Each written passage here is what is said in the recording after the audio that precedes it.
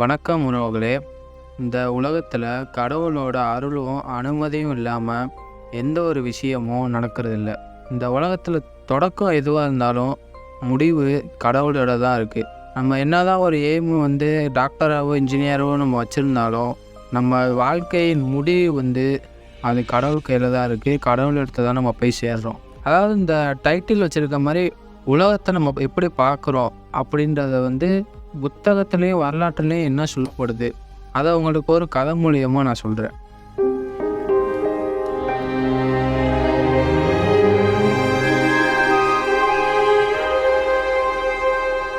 இப்போ ஒரு கதை எடுத்துக்குவோமே.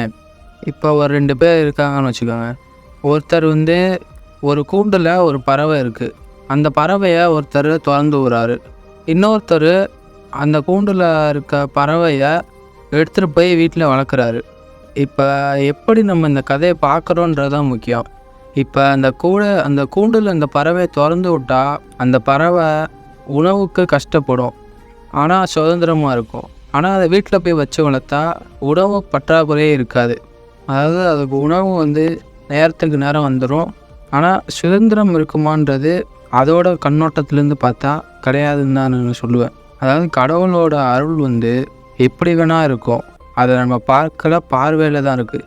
அவர் இப்போ திறந்து விட்டார்னா அதுக்கான உணவு கிடைக்கும். ஆனால் அதுக்கான பாதுகாப்பும் உணவும் ஒரு இடத்துல கிடைக்கிதுன்னா அது மனிதர்கள் அதை கொடுக்குற ஒருத்தவங்க இப்போ சொல்லுவாங்க, பறவையை கூண்டில் வைக்காமல் அதை பறக்க விடுறது தான் அதோட இயல்பான தன்மைன்னு சொல்லுவாங்க. இன்னொரு கடவுள் என்ன நினைப்பார், அதுக்கு எந்த வித கஷ்டமும் இல்லாமல் நேர நேரத்துக்கு சாப்பாடு கிடைக்கிது அப்படின்னு அந்த வீட்டுக்கு கொண்டு போய் வளர்க்குறவங்களோட கண்ணோட்டத்துலேருந்து நம்ம பார்த்தோம்னா அது பறக்கிற சுதந்திரம் இல்லாமல் இருக்கிறான். ஆனால் அது நேரத்துக்கு உணவும் அதுக்கான பாதுகாப்பும் அந்த வீட்டில் வளர்க்குறவங்களுக்கு கிடைக்கிது. அதுதான் இப்போ நம்ம உலகத்தை எப்படி பார்க்குறோம், கண்ணோட்டம் நம்ம பார்க்குற கண்ணோட்டத்தில் தான் இருக்குது. அந்த பறவையை திறந்து விட்டாதும் நல்லது தான், அந்த பறவையை கொண்டு போய் வளர்க்குறதும் ஒருத்தவங்க சைட்லேருந்து நல்லது தான். இப்போ ஒருத்தவங்க சைட்லேருந்து பார்த்தா அந்த பறவையை திறந்து விட்டது சரியாக இருக்கும். இன்னொருத்தவங்க சைட்லேருந்து பார்த்தா அந்த பறவையை கொண்டு போய் வளர்க்குறது சரியாக இருக்கும்.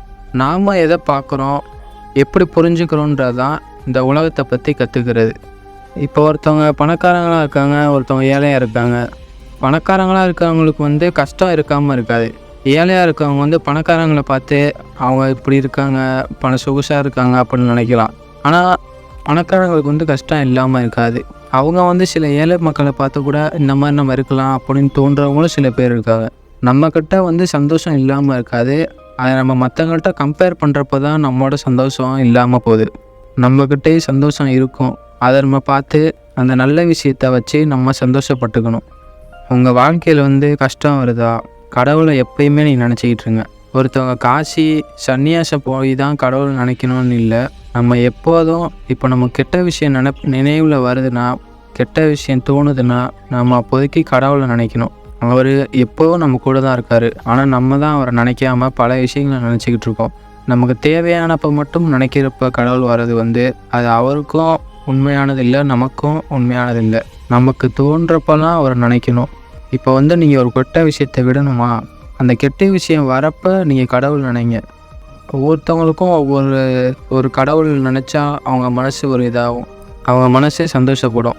கடவுளை நம்ம தேர்ந்தெடுக்கிறது இல்லை, அவர் தான் நம்மளை தேர்ந்தெடுக்கிறாரு. அந்த வகையில் எனக்கு விநாயகர் தான் என்னை தேர்ந்தெடுத்திருக்காரு. எனக்கு அவரை ரொம்ப பிடிக்கும். அவருக்காக நான் ஒரு பாடல் கூட எழுதியிருக்கேன். முடிஞ்சால் நான் இதில் ஆட் பண்ணுறேன்.